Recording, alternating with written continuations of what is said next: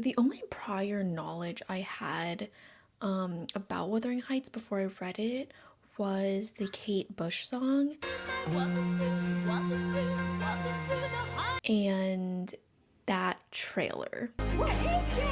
And that was it. Also, I'm a really big Jane Eyre fan, so I definitely had certain expectations of what Wuthering Heights was going to be like. And when I actually read it, I was really surprised because Wuthering Heights is just nothing like how it's been portrayed in the mainstream.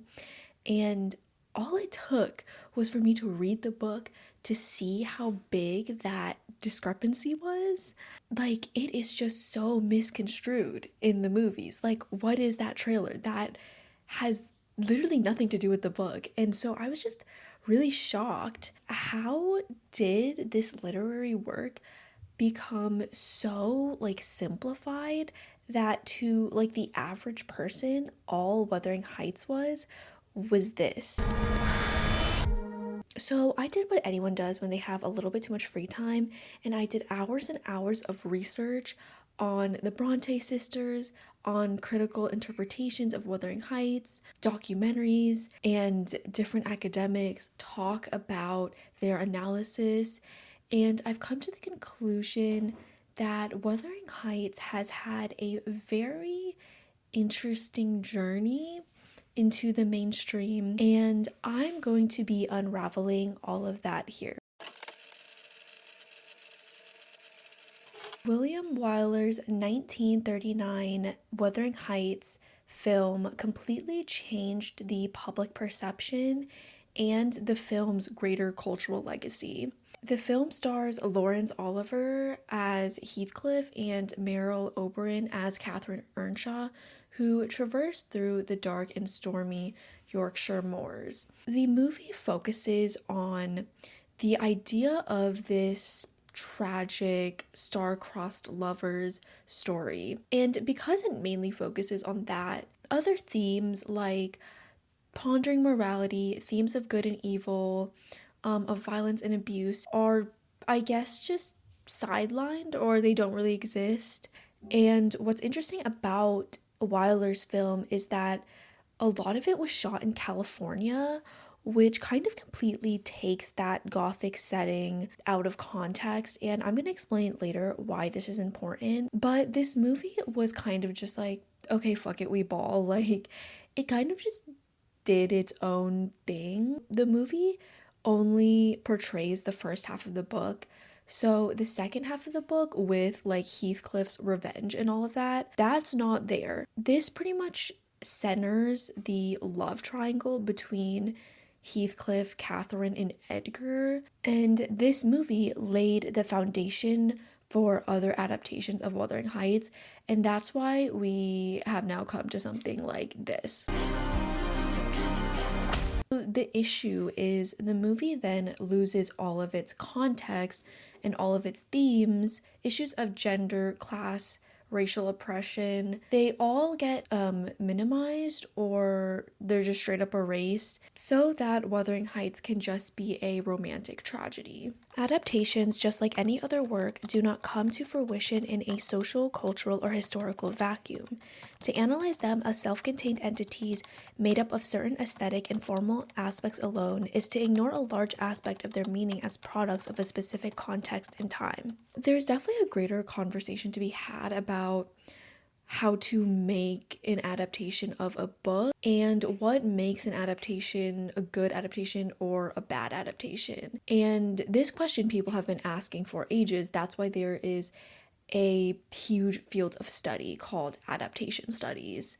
But of course, the context of making the movie is also important. For example, people have said that the context behind Wyler's film was that it was made to kind of portray the American dream, to kind of rebuild its status during the Great Depression, but also to make an adaptation is to consider it with the text that it's made from.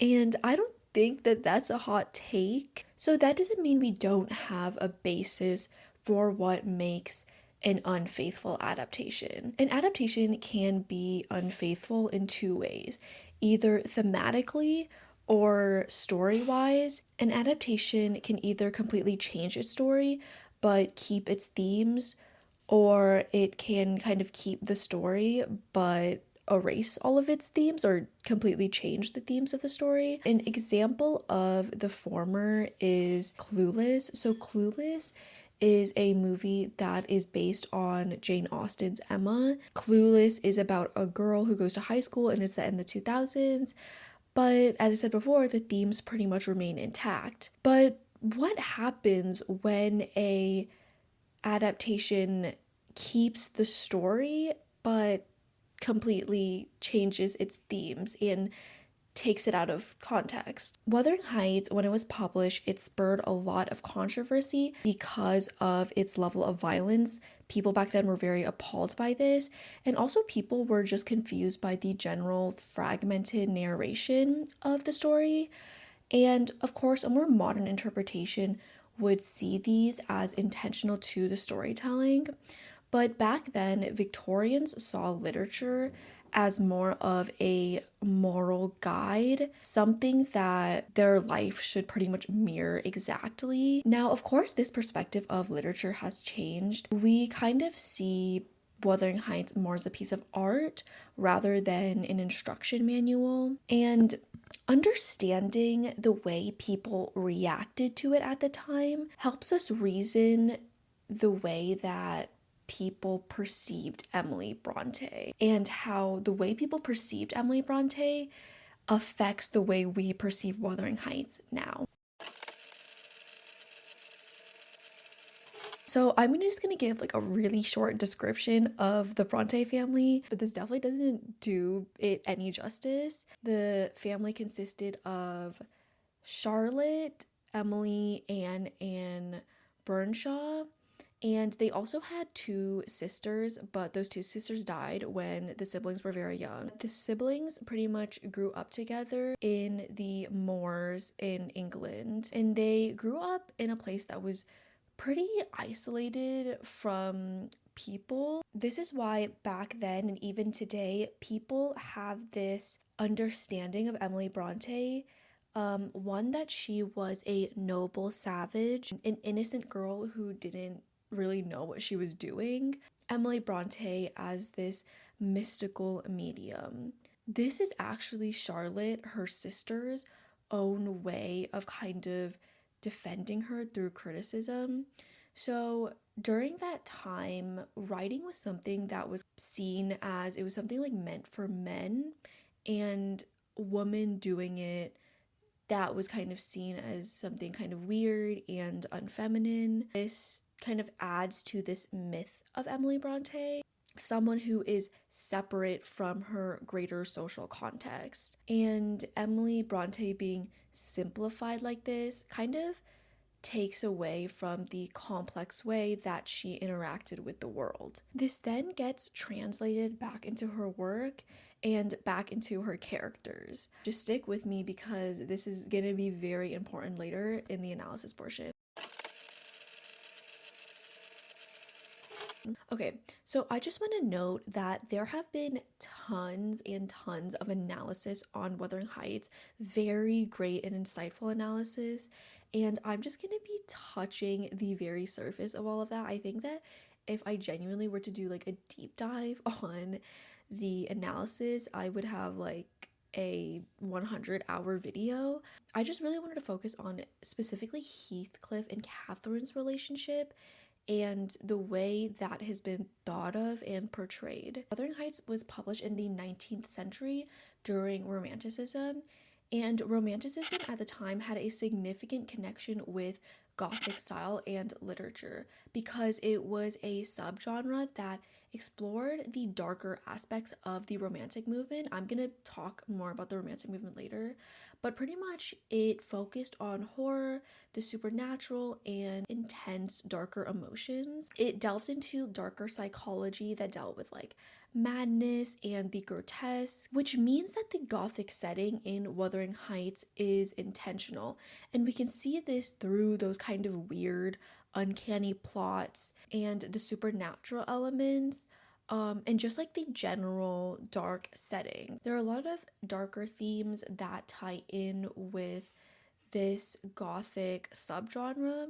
So then we have to ask ourselves the question, why did Wyler's film kind of minimize all of this when it's so essential to the books?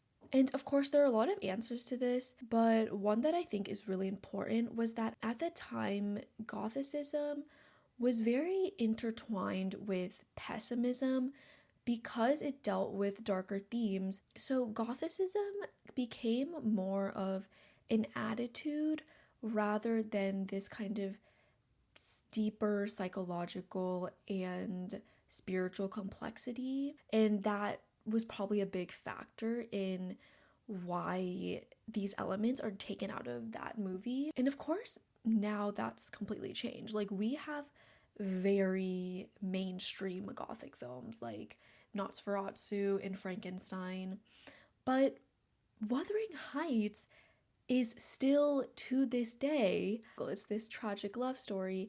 And I think it's because Wuthering Heights has become successful with this narrative. And then, of course, now we have this. Okay, like I'm done making that reference now. Okay, so to further analyze this, we need to rethink romantic love.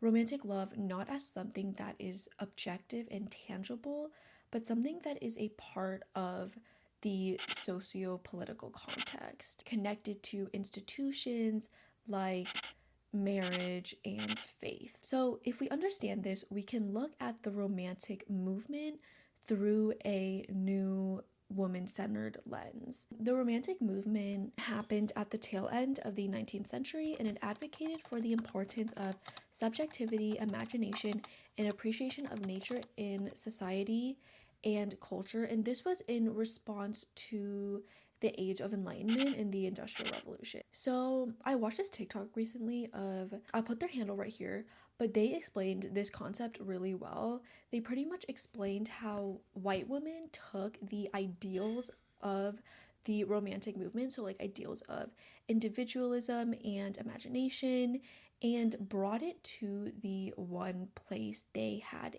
agency, and they pretty much formed a whole narrative around it. And this was the notion of romantic love or romance. Courtship was never about love. It was a procedural, economic act of provision. And white women took that and rewrote it as a spiritual journey of discernment and transformative love. Even the type of male characters that they create are based off of a narrative that never existed. The brooding, dark, mysterious man who only she could unlock his love was a fictional concept that they created to pathologize upon the man that they would have to spend the rest of their life with, essentially by force. Women gained a sense of autonomy through the idea of romantic love, and this was kind of used as a survival mechanism. And this created a notion of something that's called free love. This idea that love can kind of be this transcendent force. It can transcend patriarchy and class and racial oppression. It at its foundation about two equal people who come together and care and love for each other. This notion still lays at the foundation of the way we pretty much understand modern love today. Wuthering Heights pretty much explores this notion, this free love notion, and adds more nuance to it. So in the afterlife of the novels and of the adaptation, love is something that is described as bodily and temporal, because romantic love is pretty much framed against a social model of love that's based on marriage and procreation. And Catherine's love is restricted by this latter model. Lines from the novel such as, "Nearly I am Heathcliff. Whatever our souls are made of, ours and mine are the same." They kind of represent this transcendent love that goes beyond the earthly realm. This is contradictory because Catherine doesn't marry Heathcliff because of material concerns, because of his wealth and racial status. And if my brother I'd not put Heathcliff so low. I shouldn't have thought of it. It would degrade me to marry Heathcliff now. She assumes that Heathcliff feels the same way about their love that is kind of soul-binded. Her logic is that if she marries Edgar, Heathcliff will understand that their love goes beyond kind of institutional things. But my love for Heathcliff is like the rocks beneath. He's always, always in my mind. Not as a pleasure, any more than I am always a pleasure to myself, but as my own being. And how will you bear the separation? There'll be no separation.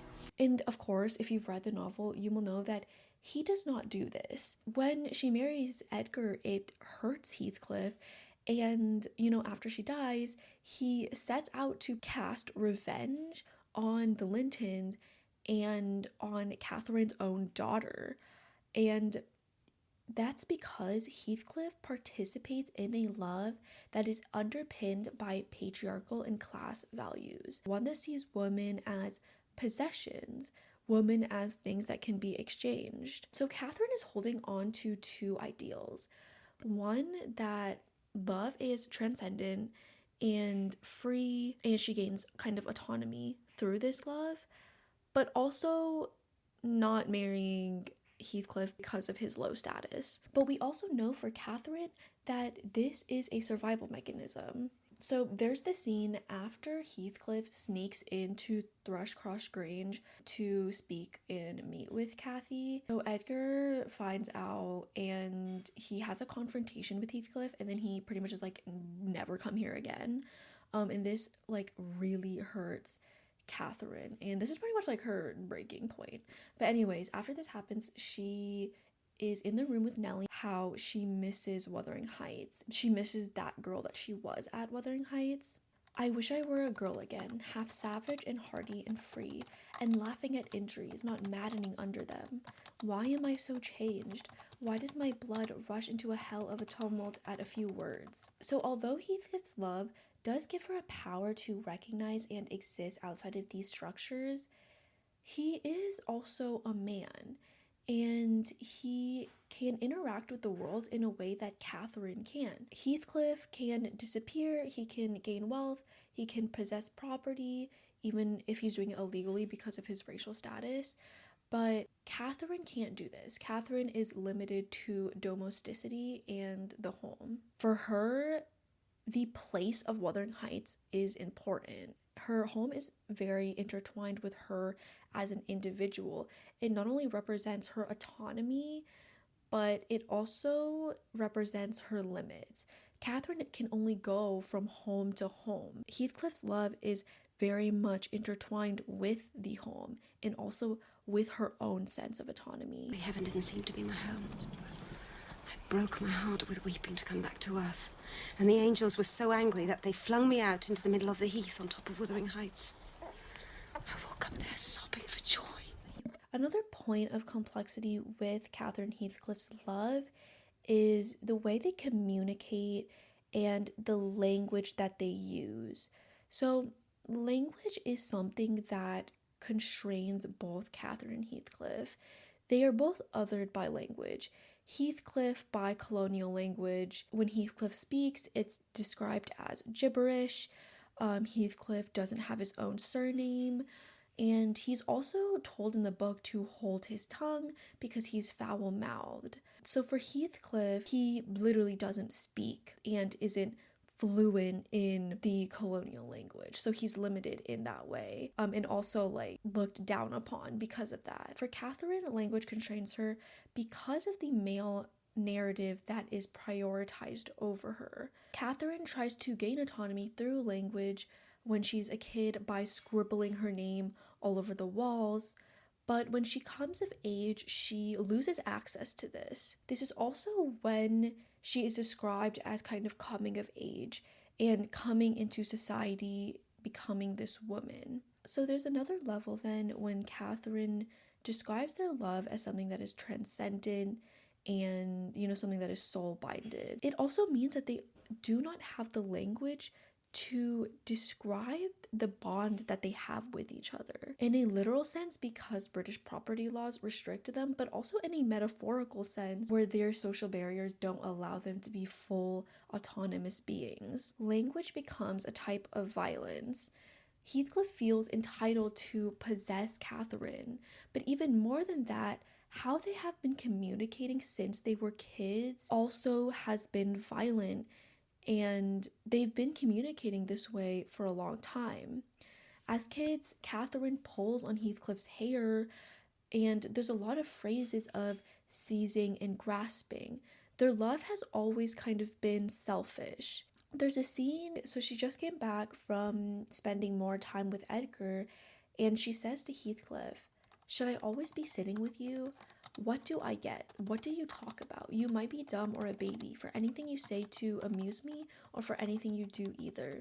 In this instance, Catherine sees Heathcliff as someone who should entertain her. And even when they're expressing desire for each other, there's very violent language associated with it. For example, she wished she could hold Heathcliff till they were both dead. All of this demonstrates that they both portray emotional, physical, and psychological violence towards each other. And of course, under all of this is the patriarchal and colonial powers that restrain the both of them. Now, this doesn't mean that they didn't love and care for each other, but it means that the love that they have for each other is very complex, right? When they're kids, they're both very neglected, and they're described as kind of these wild creatures, and through their neglect they had to rely on each other, so they also had this type of trauma bond with each other. And we also have to note that Emily Bronte made it so that the two of them were raised as siblings, and I feel like this is something that people never talk about. They were literally raised as siblings. Obviously this was intentional.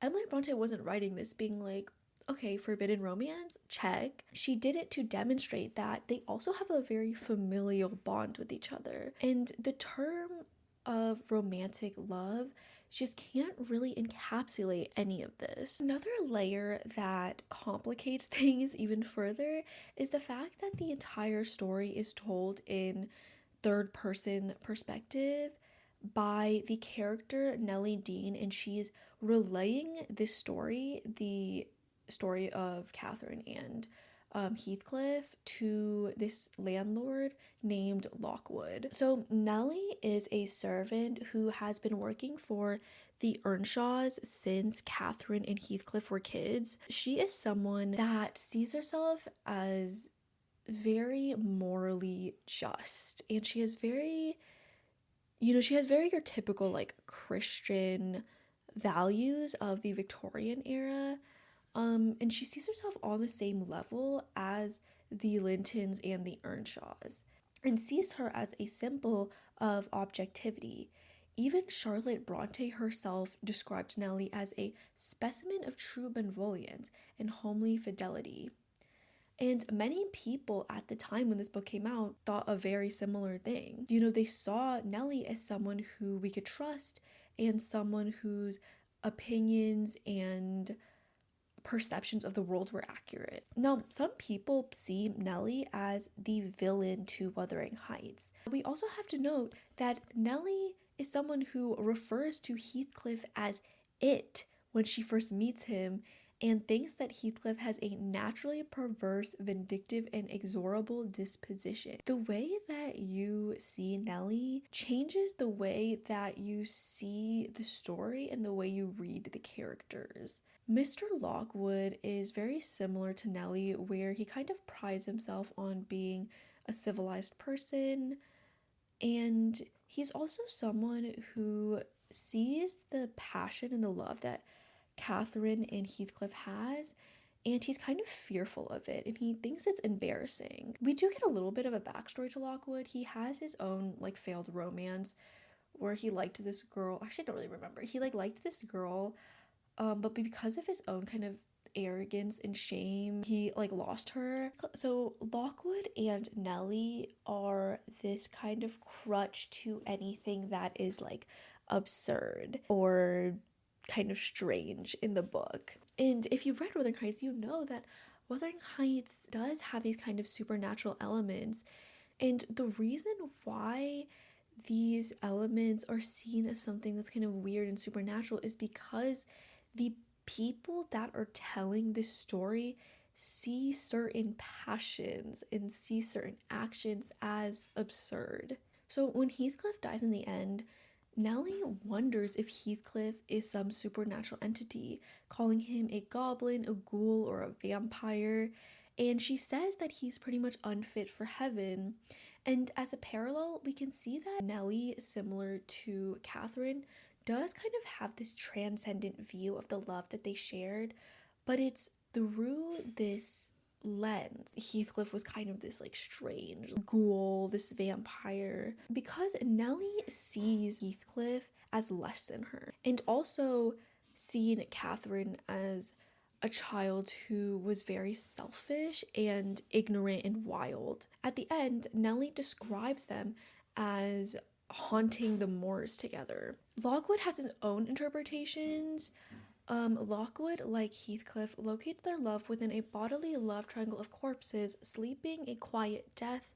Notably, Lockwood does not name Catherine's headstone, as she lies between the two men who have fought over the contested site of her body. Through this quote, we can see that Lockwood kind of sees their love similar to kind of the way Catherine saw their love, which was as this tragic kind of love story, and sees it as a love triangle. So the way he sees their love has more of like a material basis. We even get another interpretation from a servant named Joseph. He was also a servant for the Earnshaws and was someone who hated Heathcliff. He pretty much mocks Heathcliff's corpse and says that the devil has taken off with him and that everyone is pretty much like much better for that reason. Well, two reasons, because one, they're dead, but we also never get the perspective of Catherine and Heathcliff. Now, the 2011 adaptation is probably one of the better adaptations of Wuthering Heights. I think something that it does really well is I think it portrays the kind of violent communication that Heathcliff and Catherine have. I think that's done well. Watching this movie, it made me realize that I think using a movie as a medium to portray Wuthering Heights is always going to have flaws because of the way that the narration is done in the books. I think it's very difficult for a movie to show an unreliable narrator, especially when the unreliable narrator isn't the main protagonist. And I'm not saying that this is impossible to do in film. I'm just saying it's very difficult. And I think this is something that I'm realizing a movie just will never be able to fully encapsulate Wuthering Heights. Now, there are a lot of real-world implications to simplifying Wuthering Heights as a work, and one of them is it romanticizes domestic abuse and violence.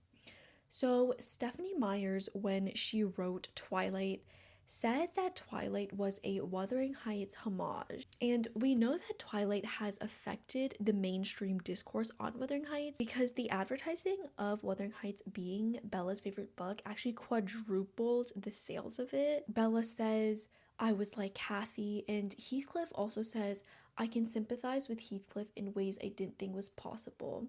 So this means that Stephanie Meyers wrote Bella and Edward's relationship with the relationship with Heathcliff and Catherine in mind. Now this impacts the way that Twilight is made and read. So in Wuthering Heights, there is violence and abuse, as I've explained before, and they are manifestations of patriarchal, racial, class values. But of course, all of these implications are erased when Catherine and Heathcliff are framed as star-crossed lovers. Bella and Edward mirror the violence and abuse, but of course with none of this nuance in mind. If you want a further analysis into like the race and class discourse on Twilight, I recommend this video. But the simplification of Wuthering Heights is reinforced through the Twilight series and is used as a means to romanticize violence and abuse. And I'd recommend reading this paper if you want to see specific examples, but if you've read or watched Twilight, I'm sure like you already know. I like watching you sleep. And yeah, I feel like most people that watch Twilight know that the relationship is weird. You know, it's something that has become kind of like a cultural phenomenon. So, you know, we still watch it for fun. Like, I had a Twilight marathon like 2 years ago. We see these relationships, we see that they're fictional, but I think what's lacking is our own personal conceptions of love are never questioned.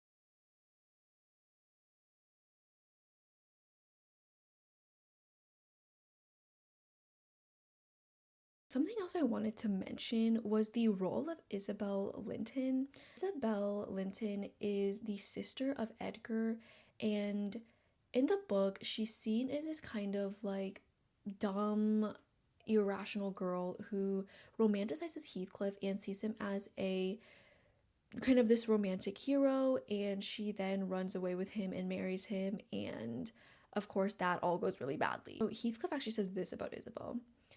Picturing me a hero of romance and expecting unlimited indulgences from my chivalrous devotion, I can hardly regard her in the light of a rational creature. The characters in the book see Isabel as someone who is irrational for romanticizing Heathcliff, but the mainstream audience is doing the exact same thing. I'm a villain. I'm only after your fortune.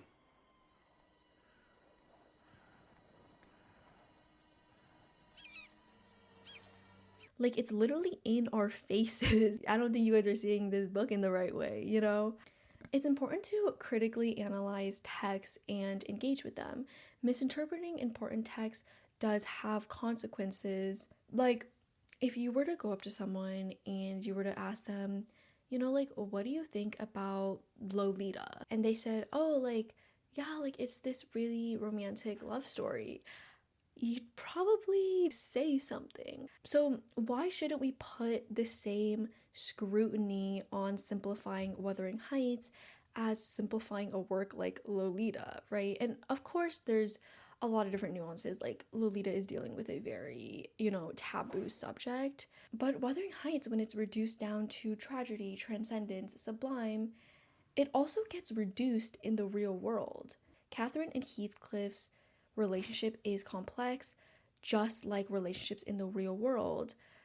And in the real world, there are the same systems of oppression and the same modes of suffering. But you can even argue that in the modern day, there's even more complexity with how we see romantic love. Like, we have corporations profiting off beauty standards. We have, you know, excessive consumption and extreme individualistic culture, etc., etc. And these things add more depth into how we perceive romance and what we believe love to be. Now, if you were to go into any online space now, you can see that there's a huge gender war happening. It seems as though, you know, men and women just are so different and, you know, we just don't really understand each other. But I think the flaw with this is that it makes heterosexual romance as out to be separate from this greater context of power. The book Why Love Hurts, a Sociological Approach by Eva Ilios highlights love and issues of love as something that has been pathologized. If you're having an issue in your love life, it's because there's something wrong with you as an individual. It's because you have an avoidant attachment style. It's because of issues from your childhood. It's because you aren't using the right dating methods. We are responsible for our own romantic suffering, and people are able to profit off of this belief that these problems are our fault.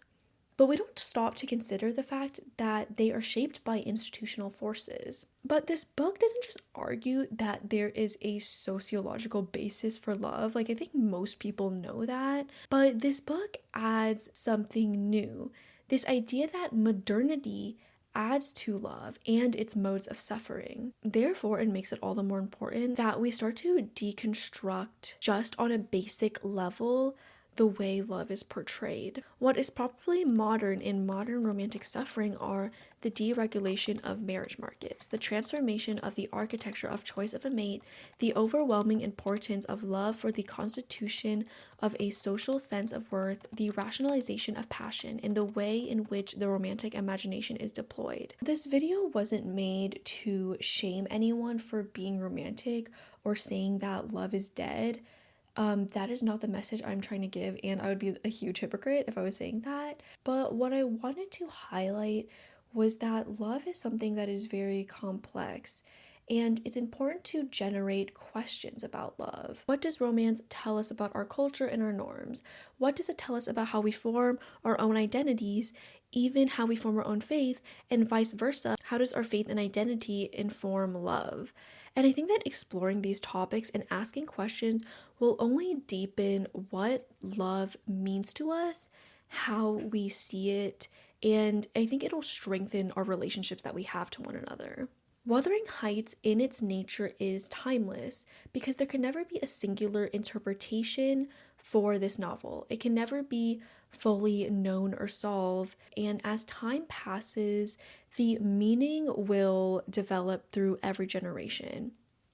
And I don't think that there will ever be an interpretation that can satisfy everyone. And I think the same way with romantic love.